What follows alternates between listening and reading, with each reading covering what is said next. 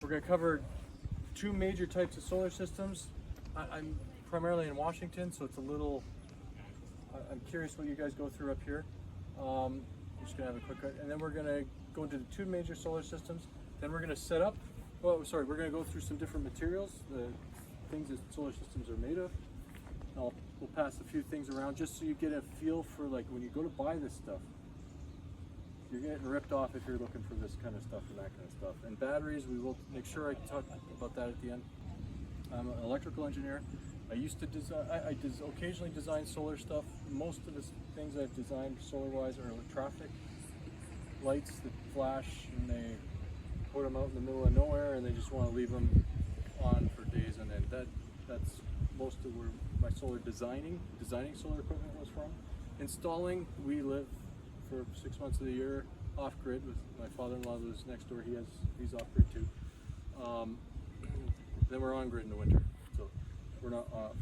It's very cloudy where we live, so in the winter we need even more solar. We got lots. We got loads of solar, but it's we have 3 to 4 times what we need in the summertime, and we still need to double to triple in the winter. So it gets very dark in the winter. Financially, you can't hire me. I have a job. I'm happy. Can't pay me for any of this. I'm offering advice as advice, not to get your job, and not to get earn your business. Yeah. So you're getting an opinion. This is my opinion. You're not gonna make any money. I'm not gonna make any money off you. Period. I can't. I have too much going. I'm too busy anyway. But I want to give you my honest opinion on what I feel about solar, and have living with it, designing with it, where you can get stuff, what you can do with solar, basically, and where you're kind of expecting too much out of it. So, when do you guys in the United States? Every few weeks, I get a call say, "Hey, we can install solar for no cost at all. You want to get that?" Do you guys get these calls? You don't get these calls up here every few months? Do you ever? I've seen advertisements. Okay, so yeah, you'll see the advertising. They probably won't call them in some areas, but the ads. I want to first cover this. When they're calling you up, and they're gonna trying to give you solar, or say, "Oh, we're gonna set you up with solar, no cost to you," or whatever, minimum cost to you. What they're talking about is a system. Solar all starts with what? Sun, yeah, and the first thing you can buy to use solar panels. Okay, so they're talking about a solar panel, and then a bunch more of them. Okay, and then they're talking about connecting it to these things called inverters, microinverters. Usually, what's that? Or charge controllers. Well, that's gonna be on a little different one, but usually they're saying connect it to something called a microinverter, and then that goes straight to the power company. Here's your power company with their power lines, and that goes to the power company. The reason I'm bringing this up is if the grid goes out, what happens to your power? You are done too. It does not matter if the sun stays up. Your power is out. That's the main reason. A lot of people think, "Hey, I got solar. If the grid goes down, I'm okay." No, you're not. Now, there is a caveat. There is some bigger ones out there of these guys, not microinverters, but just inverters. And so you'll take a whole bunch of panels, and all the wires will come into this one guy. You have it from here, from another one, and they will have one outlet of like 1800 watts that you can use if the grid goes down, 1500 watts, and the sun is shining. But as soon as the sun's like low cloud, it's out. You're done. So that is a step up. I mean, I do that. At least you get power in the daytime on one outlet in your garage. Okay, that's not the whole house. It's one outlet in your garage. You get a lot of power. Whatever, you run pretty much anything off of that. That is if people come to talk to you on the phone. If you say, "Hey, I want to work off," like if the grid goes out too, then you're talking. They're going to add batteries, and then they're going to up your cost. So just be aware of that. I want to bring up that first because they can appear very attractive. $7,000, and you're like, well, yeah, but if you do it anyway, $7,000, but it's like, yeah, no, the grid goes down, you're still down. So, that's fine. I mean, if you're just doing this for financial sakes, yeah, you'll make your money back in 10 years, 5, 10. If you do it yourself, 2 years, you get your money back 2 years or so. And then it's all crazy, you know. Okay, so that's called a grid tie. This is using the grid for your nighttime power and selling all your excess power in the daytime. Now, an off-grid system, same thing. You have your solar panel, and then you're going to run it to also something like in a microinverter, but it's not. It's generally going to be called a charge controller. Let's put charge controller CC here. The charge controller is then going to run to try and charge what? What do you think it's going to charge? Batteries. Yeah. So this is where your batteries come. Notice no batteries over here, okay? Which is a nice feature. They don't wear out then, right? But you've got nothing at night. So you're going to run into your batteries. Then your batteries, now what? You're like, can you run a drill? Yes, inverted. Can you run your drill off of a battery? Not directly. So you're going to run it into an inverter. And this is basically an off-grid solar system, okay? This is solar panels, and there's probably a whack of them. And then you run into a charge controller, battery, inverter, okay? We're gonna go through each of these first here. First we're gonna go through some solar panels, things to watch out and be aware of. Now, if you go to some places, like one of my favorite stores, Harbor Freight, they have some good panels and they have some crappy panels. This is a solar panel, yeah, looks good. And you can get big ones of these, not just because it's small, think it's bad. It can be good. But this is called a amorphous or thin film. It's like, it looks pretty nice and advanced, you know. These guys don't last very long. Even if they don't rot from the weather, they deteriorate. 10 years, they're down 20%. So generally, the other thing is efficiency, 10%. You're at best. So with a newer, let me show you a different type. This is a monocrystalline. There's monocrystalline, multicrystalline. I prefer them. They'll last 25 years. You're at 90% power or better still. They generally will last 25 years plus, no problem. Thin film and amorphous, efficiency-wise, this thing puts out the same as this thing. Notice the size? Within 10%. I mean, they're pretty much the same. This guy puts out the same amount of power as this one. This one looks better, doesn't it? I mean, it looks way classier, doesn't it? Yeah. It's Where are they made? What's that? Where are they made? Primarily China. This one, I would bet China and assembled maybe in Mexico. And now Mexico does quite a bit. And U.S. assembles, but they don't actually seem to be making much. What do you think this is? Is this thin film? Crystalline. Yeah. And it might be, I think it's monocrystalline. Multicrystalline, you'll see like these jagged crystals kind of coming together. Monocrystalline is generally considered, it's a little more efficient. Like we're talking 18% instead of 17.5% efficient. Lifetime, you're gonna get 50, you should get 50 years out of them still. 25 years is like 90-something% power. So anyway, this is a monocrystalline panel. This is a very cheap monocrystalline panel. What would the price of that be? So this is 200 watts. What did I pay for it? So this one I paid a little bit much because this was about 6 years ago. Right now you could get a 260 watt panel. Depends if you're going new, for 20 to 25 cents a watt. So this panel should be 50 bucks. 40. I paid $35 or $70 for this. I don't remember. That's US. Sorry, that's US. Yeah. US prices. Yeah. Yeah, triple plus tax. Yeah. No, Canadian. Yeah, it's 80 bucks or so.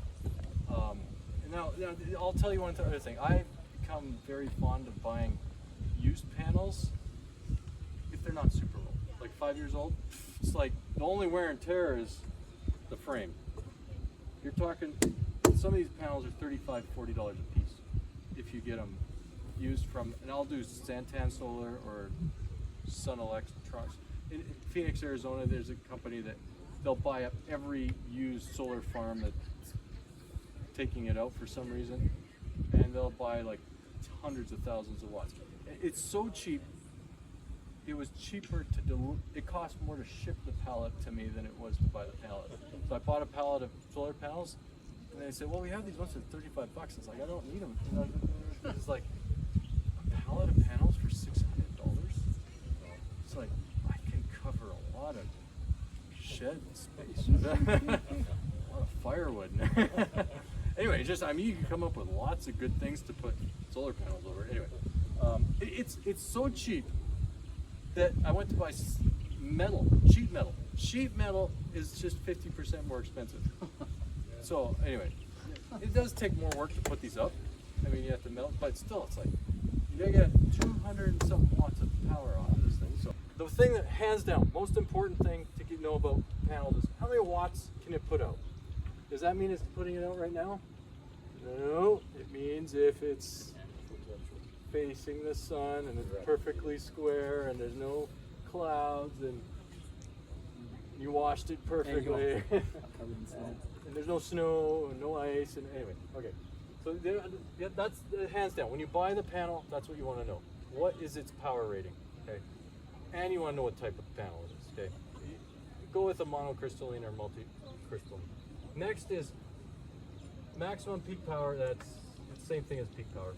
Minimum peak power. Okay, so there's a max minimum in a typical. They're saying it's a 205 watt panel, but it could be plus or minus 4 watts. Okay, whoop-de-doo. You know, that's not too big a deal. Voltage at peak power. This is called VMP. It's the maximum voltage. If we take a multimeter now, okay, we're gonna do this. This is your first test you want to do on, and it's not even facing the sun. Is it gonna do anything? What do you think? Oh, yeah? Yeah.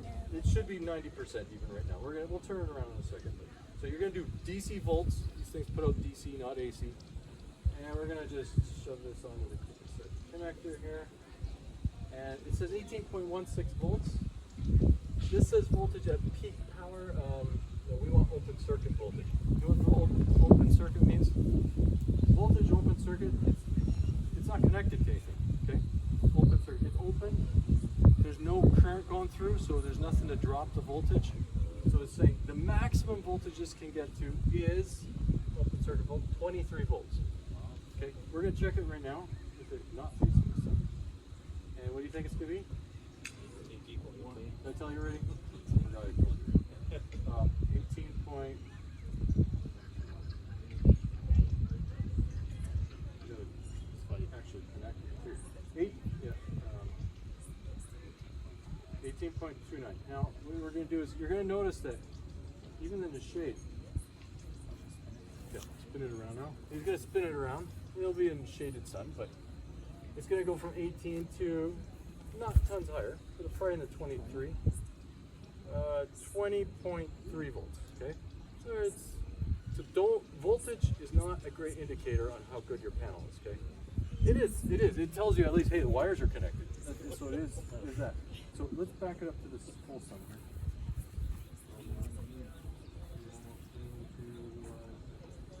Okay, so we're gonna do full sun here, and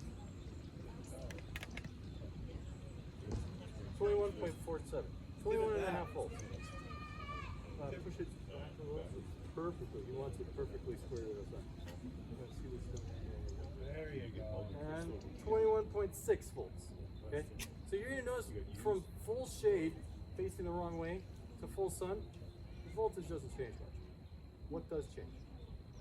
Okay, so yesterday I tried to nail this into some people. What matters is what? Voltage or current? Both. Both. You need volts and you need current. And on a solar panel, you'll really see it on the current side. So how do you check the current? And that's what I want you to realize is for a Hooked up. What's that? We'll be hooked up. Use an induction. Yeah, you gotta hook it to something. But guess what you can hook it to? Battery. Cell. Okay. short it out. This is the best test if you're buying panels, or you just want to know your panel works. Go like that, and now guess what? So you think there should be current flowing here, okay? Should be. So make sure you select DC current, okay? And what we're going to do is we're going to check the current now. Okay? Or short circuit current, okay? It says 11.87 amps, okay? What's 11.87 times 20? 220. That's how many watts this. Yeah, but at full power, the voltage is going to drop. So, okay, so we're expecting how much? We're expecting 11.87 amps, okay?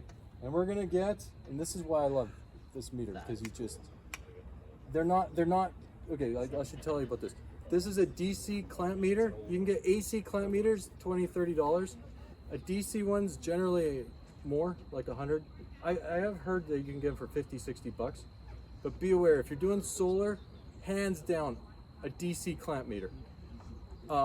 It saves you a lot of electrocution. Okay. And okay, so we're gonna do this now. So we got the current, we got this guy shorted out here, and we're gonna see how much current it's putting out. Ooh, 9.5 amps. Jordan, 200. I don't think you're aiming at the sun. Oh, okay, look at that. 11 point, can you guys see this display? We're 11.3. We need 11.8. Let's go. More that way. 11.6. What are we aiming for? 11.8. We're at 11.9, 12. Oh. We're actually 12.1. So this is putting out more than it says it should be putting out. Melted. But it's just the Okanagan sun, I think. They tested this somewhere else here. There you go. So we're at 12 amps right now. All that smog, Yeah, no smog. Yeah. So anyway, so the 12 amps. Jordan, flip it around now. Like we had it over here. Remember we had 18 volts over here. Take it right back into the shade, aim it away. Guess how many amps we got here?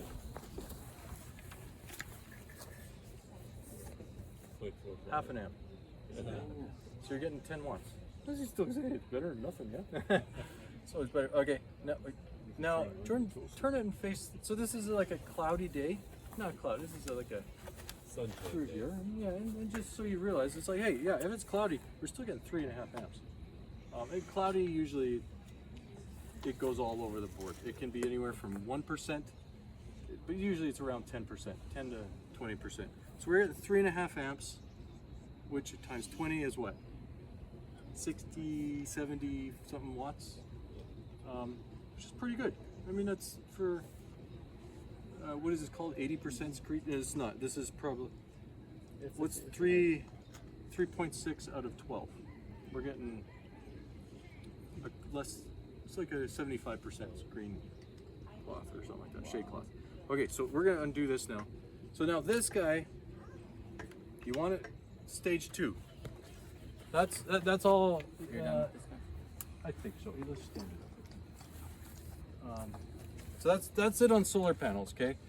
Prices, I like Sun Electronic, Santan Solar, eBay. You'll get them still sometimes cheap there. Again, now I buy used or cheap. You can get them cheap new too. So I mean $33 per watt. So it's a 300 watt panel. It's $100. So good news panels, $100 US, 130 whatever Canadian. And then, but keep in mind, shipping is going to be, if you're doing it for a house, plan on getting a pallet. Can't get them from Amazon. What's that? Yeah, Amazon has, I'm pretty sure Amazon has good prices on them too. I haven't looked lately. I just so tickled pink with used ones now that I got pallets of them. So I can't, I don't have any need to go online and buy them anymore. So I So can't. what do you know about, you hear about this new technology that puts out even in the cloud, yada, yada, yada. Yeah, guess what? This puts out in the cloud too. Wow. So what I saw is, yes, they are better in cloud, but they cost 4 times as much. So they're usually $1 to $1.50 a watt instead of 25 cents to 30 cents per watt.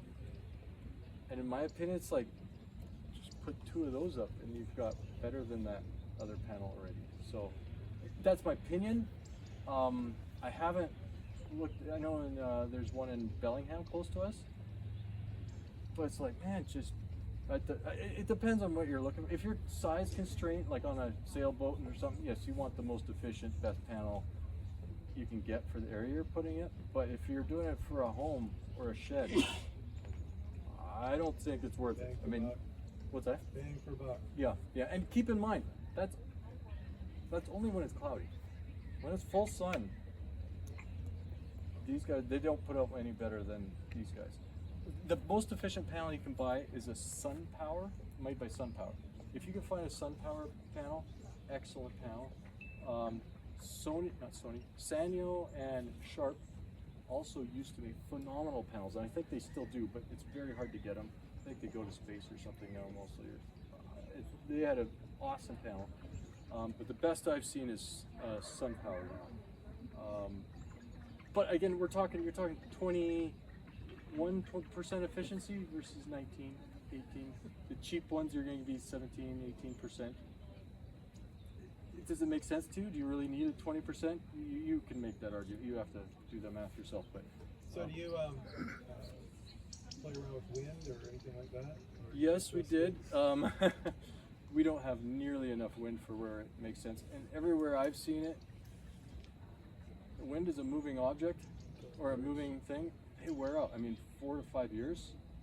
Our neighbors have one, and it's stuck for the last 9 years. I haven't seen it move. So, the other one down further into town, it ripped its blades off 8 years ago. And these are huge blades. I mean, it's like there to there, and it flew off, and it would have clobbered and killed somebody if they were there. And they haven't repaired it. Their tower's still there, but so for us, wind doesn't make sense. Hydro, yes, it makes absolute sense. Got hydro? What's that? Got hydro? No. But when the time comes, I do. When it's necessary, I will. Anyway, okay, that's enough on that. Next, we're gonna go into charge controllers. Okay, so we just covered the. Did I cover enough on solar panels? Is there any question? Yeah. I came late to just before you already answered this. How much? You said it's so many watts. What is it? The amount of volts that comes up? Okay, so this one is a 24. I think it was rated. What did we measure? Open circuit. And the silicon circuit was 11.8. Oh no, that's the current. Oh, the current. When we were measuring here, it was 18 volts, and then we did 21 back there. This is a 21 volt panel. Most of them now are more like 40 to 60 volts. So for using it, so if you're going to a battery like an RV, or like a deep cycle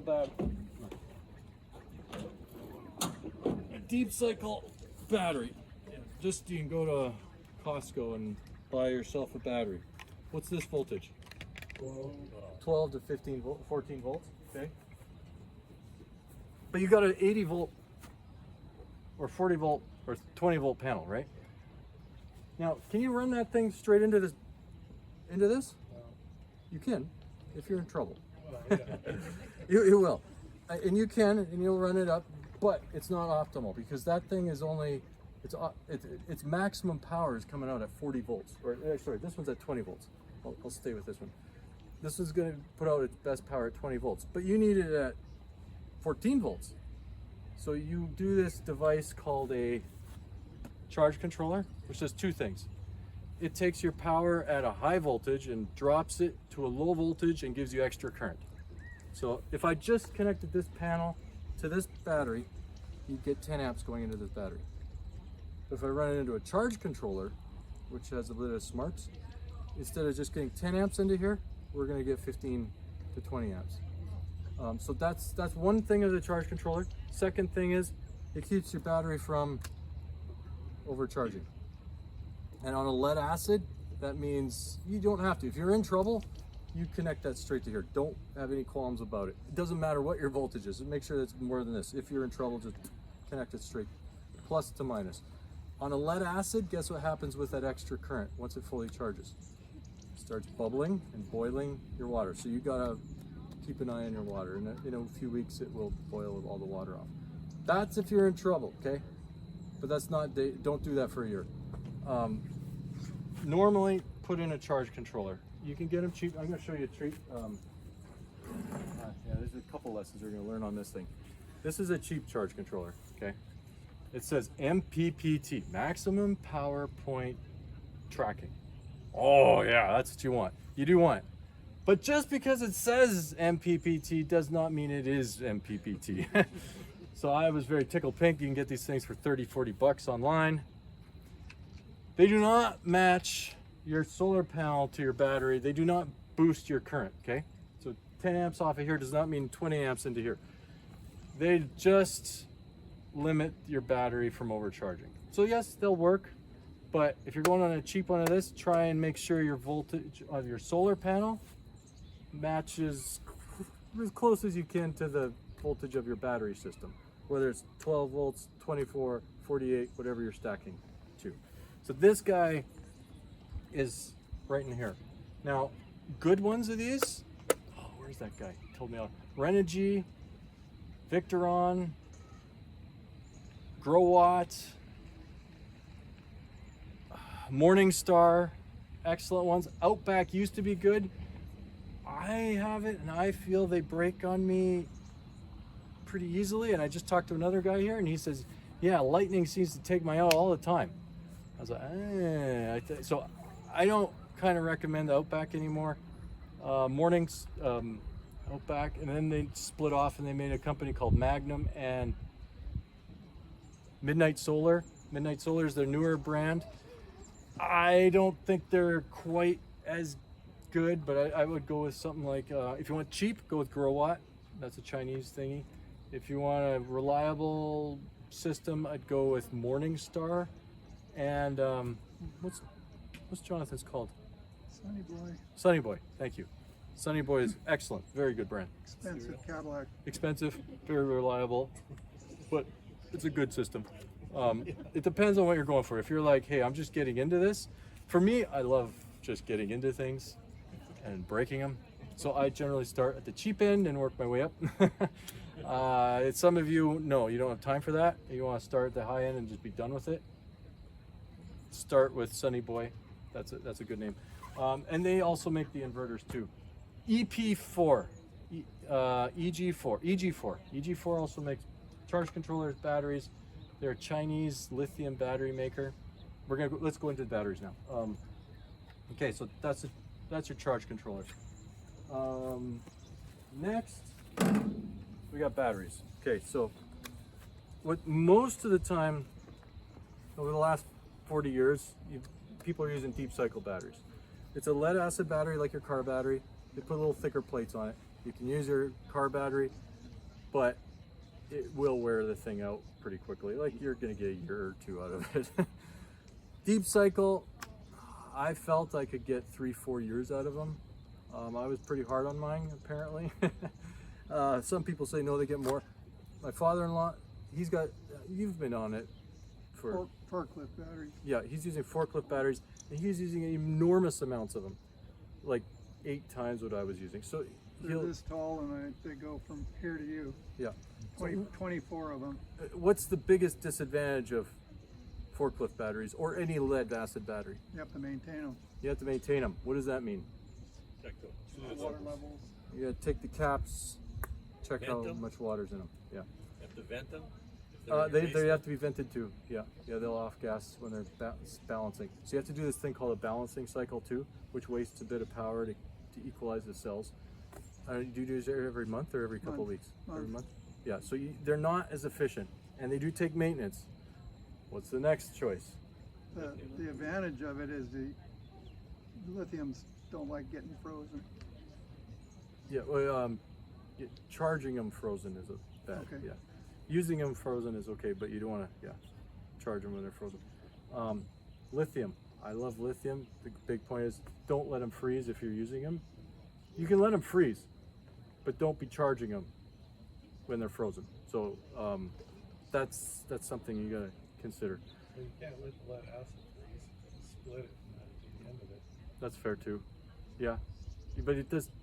But it's not gonna freeze if it's being charged. So Yeah, it charges up. yeah. But if it's cloudy and cold, you could freeze it too. Yeah. Yeah, and the freezing point is a little lower than freezing for a lead acid battery too. What it is for lithium too. But anyway, yeah. Keep in mind freezing. Freezing is you don't want your batteries freezing.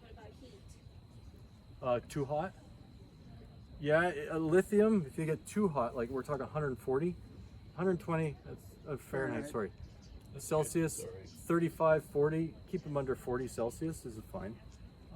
40 is excellent actually on it. Yeah, 40 is fine.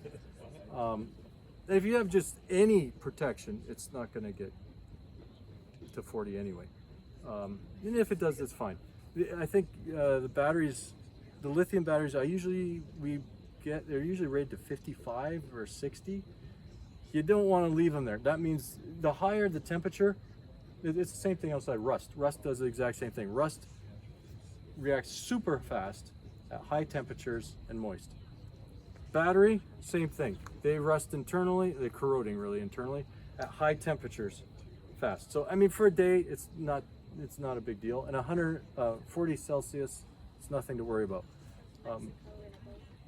Yeah, and then you'll give you at 50 degrees on the water, you might be okay better. But yeah, lithium. I've gone to lithium myself. We ended up ripping a car apart. What was it called? Nissan Leaf. We took all their battery cells. Honestly, I don't recommend that for anybody anymore.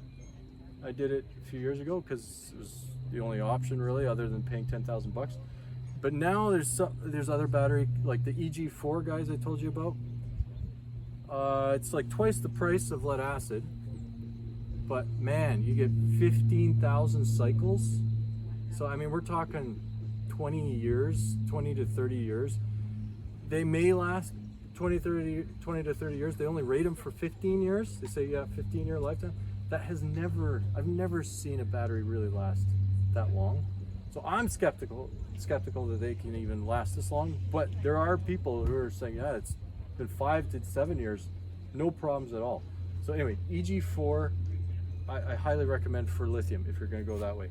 Now we're talking, generally it's like this. It's equivalent to 5 lead acid. So if you got a lead acid deep cycle battery like this is 1 kilowatt hour of power. The reality is you can't really pull off a kilowatt hour. He's late. Okay. You can't get all the power off of a lead acid battery that it's rated to. I've never got a whole kilowatt hour unless you take a little bit of power all night. Then you can really drain the thing. But if you're taking big loads of power, you're never going to get all the power off of a lead acid battery. Now, the other thing is, how long does it take to fully charge one of these things? You can put in 1,000,000 watts into the thing. It will not fully charge till it takes 12 to 20 hours to fully charge because it's this internal resistance. So it doesn't matter what amount of power you have, you need to provide the power for 12 hours to fully charge it. You'll get it to 80% in about 3-4 hours, but to get it past 75-80%, that last 25% is slow anyway. So keep that in mind. So I highly recommend lithium now. If you do it yourself, your own lithium battery packs, you got to put in something called balancers. Because remember, we called this thing that we could equalize this thing by sending a little extra power. You can't do that with lithium. You have to do something called a balancer. So that's built into these other batteries if you buy them already. So anyway, so for batteries, I would highly recommend that, yeah, buy a pack. Unless you really want to get into it and do it yourself. You see my pen? Put it on the deck. Oh, thank you. Good to have 20 eyes. Okay. Next, we have inverters. Okay. So the inverter here, and we're going to do another demo. I lost Jordan here. We're going to do one more little demo. Some of you have no idea what an inverter is, and I'm sure a lot of you do. But every time I talk about this stuff, most people are like, invert what? Okay, so I want you to see what an inverter is. So an inverter, take your battery, and then you're like, but you got your drill, or it's a woman, it's more like a hair dryer, right, Julie? or a curling iron or whatever. How do you plug this thing into your battery, huh? Stupid thing, huh? It is the dumbest thing in the world. Why did they make this? Why didn't they just make it with sockets on it so I could plug in my hairdryer? Okay, so that's what you do. That's why you need this wonderful device called an inverter. Now, an inverter, you can, if things go tough, bad, break, whatever, charge controllers, you can just short right past them if you're there and you're watching every day kind of thing, if you're in trouble. Inverter, you cannot get around an inverter, okay? You need to make you need an inverter to make, so what this does is takes 12 volts. We're gonna just, for today, we're gonna say it's 12 volts, which is this puppy. And we're gonna make, what? 120 volts. This was DC. This is called AC.